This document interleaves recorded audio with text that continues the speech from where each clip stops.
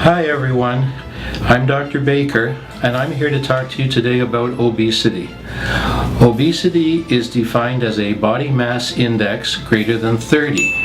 BMI is a number. It is calculated from your height, your weight, and your gender. Obesity is a widespread problem throughout North America. In fact, it is an epidemic. It is caused by a variety of psychological, social, and environmental factors. People who have problems controlling their weight often use food to cope. For example, if they are feeling sad, lonely, depressed, or anxious, they will eat to try to feel better. However, once that eating is over, they often feel worse. We also look at the pattern of overeating. Most people who overeat will do so in the evening. Some will be unable to control the size of their portions. Others will make bad food choices. Others will eat foods that have no nutritional value or are high in sugars and saturated fats. Some eating habits are learned. For example, I did a simple experiment with my 2-year-old granddaughter. When I started to make myself a healthy breakfast, including oatmeal, she wanted oatmeal too. However, when I pulled a box of a high-sugar commercial cereal out of the cupboard, she wanted that as well.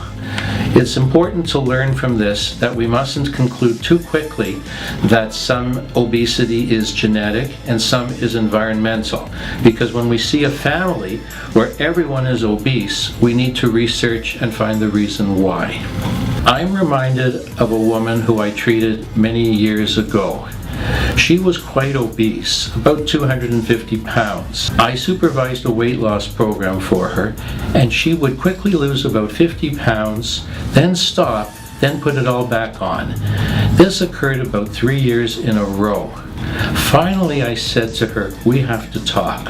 Why, I said, can you lose 50 pounds so efficiently and then everything just comes to a halt?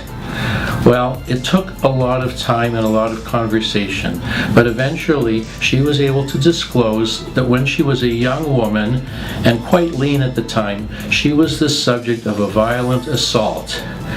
For her, being fat provided a measure of security, because if she was less attractive, she would be in a safer area where she would be less likely to be assaulted. Once she understood this, with my support, she was able to break through her barrier and finally lose more weight. So, to conclude, I would just like to remind you that battling obesity is not a simple function of controlling your nutrition and lifestyle. You must also carefully look at your psychological and emotional needs. This can be done with the help of a competent professional in a structured, healthy environment.